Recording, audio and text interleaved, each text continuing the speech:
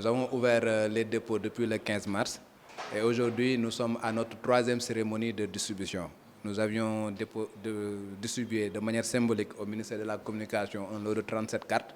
Ça, c'était de manière symbolique. Après, nous avons procédé à une distribution de 80 cartes. Aujourd'hui, nous avons distribué 83 cartes. Il y a certains qui sont venus, il y a d'autres qui ne sont pas venus, mais qui pourront se rapprocher du secrétariat administratif et technique au niveau du ministère de la Communication pour récupérer leur carte nationale de presse. Disons que depuis le début du dépôt, nous avons reçu 337 demandes.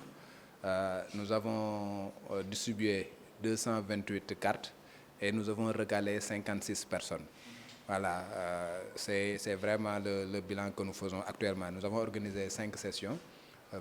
Des sessions, les 2 premières sessions, c'était des gens qui étaient diplômés. Les 3 sessions, c'était des gens qui sont diplômés et des gens qui sont passés par la commission de validation des acquis de l'expérience. Les gens qui ont la carte nationale de presse ont le mérite d'avoir satisfait aux obligations légales. De s'être dit que nous allons nous conformer à la loi. Parce que c'est le code de la presse qui dit que seuls les titulaires de la carte nationale de presse peuvent se prévaloir de la fonction de journaliste et de technicien des médias. Donc lorsque cette carte-là devient exigible, et ça va être exigible au courant de l'année 2022, à partir de 2022, lorsque cette carte-là deviendra exigible, on n'aura plus de carte maison. Il n'y aura pas de carte pour Dakar Actu, il n'y aura pas de carte pour Futur Média, il n'y aura pas de carte pour Sud Quotidien, il n'y aura pas de carte pour Le Soleil, il n'y aura pas de carte pour un organe. Il y aura une carte nationale de presse.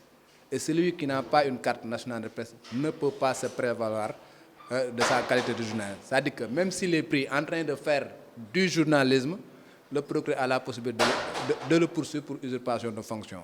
Comme on peut le faire pour un policier qui est en train de faire un travail alors qu'il n'est pas habilité à le faire. On a l'habitude d'organiser des cérémonies officielles de remise, comme on vient de le faire tout à l'heure.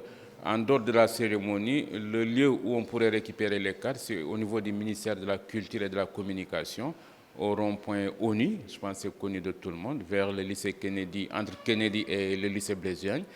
C'est à ce niveau-là qu'on récupère les cartes. Et tous les jours, du lundi au vendredi, de 9h à 17h.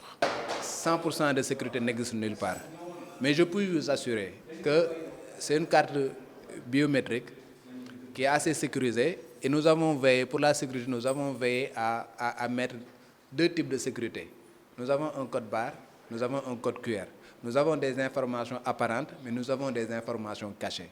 Si vous avez la carte là, vous allez tout simplement voir Daoudoumine, date de naissance. Vous ne voyez même pas mon organe de presse. Alors que ces informations sont vraiment dans la carte, mais vous n'avez pas la possibilité de voir ça. C'est des informations cachées. Il y a des informations, il y a par exemple des informations sur votre père, sur votre mère que vous ne voyez pas sur votre carte là, mais c'est des informations cachées avec un code barre. Nous avons la possibilité de scanner. Et l'autre sécurité, c'est que nous avons un scan qui est propre à nous, qui n'est pas scannable par n'importe quel logiciel. N'importe quel organisateur, lorsque cette personne-là a un doute par rapport à cette carte-là, s'il nous contacte, nous sommes en mesure, même à distance, de lui dire que cette carte-là est valable ou bien cette carte-là n'est pas valable. Et même la personne aura la possibilité de vérifier. Vous vous présentez à l'ambassade des États-Unis avec une carte nationale de presse.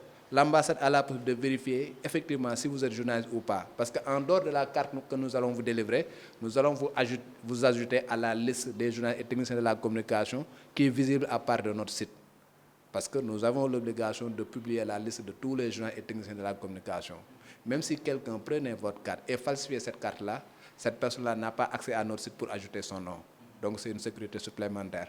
Donc pour vous dire que c'est une carte quand même qui est biométrique, sécurisée, mais il y a une sécurité supplémentaire qui consiste à la publication de la liste de tous les journalistes. Dire que je suis heureux et content donc en même temps, bien vrai que les 2 mots ont une même signification, donc en quelque sorte.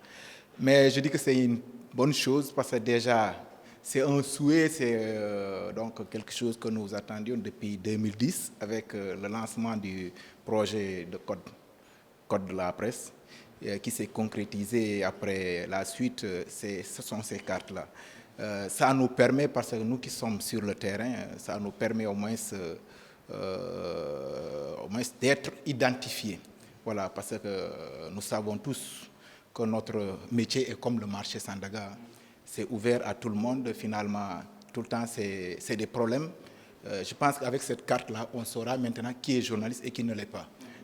Je continue. Tout ce que j'ai à dire maintenant, c'est encourager encore les membres de la commission et appeler aussi, lancer un appel aux confrères qui traînent encore les pieds pour venir se conformer, de le faire. Il y va de notre intérêt, il y va aussi de la crédibilité de notre métier. Aujourd'hui, on est très content, vraiment, parce que, comme on dit, n'est pas journaliste qui veut. Donc, la composition de la commission, c'est des journalistes aguerris. Et donc, cette carte va nous ouvrir toutes les portes. C'est une clé, c'est comme le baccalauréat, comme on dit. Et donc, par la même occasion, je vais, vu que je suis correspondant, je vais inviter donc, mes confrères, mes grands frères qui sont à Kaolack, ainsi que mes petits frères qui sont là-bas, à se mobiliser, à venir au niveau de la commission pour procéder au dépôt de leur dossier pour l'obtention de cette carte.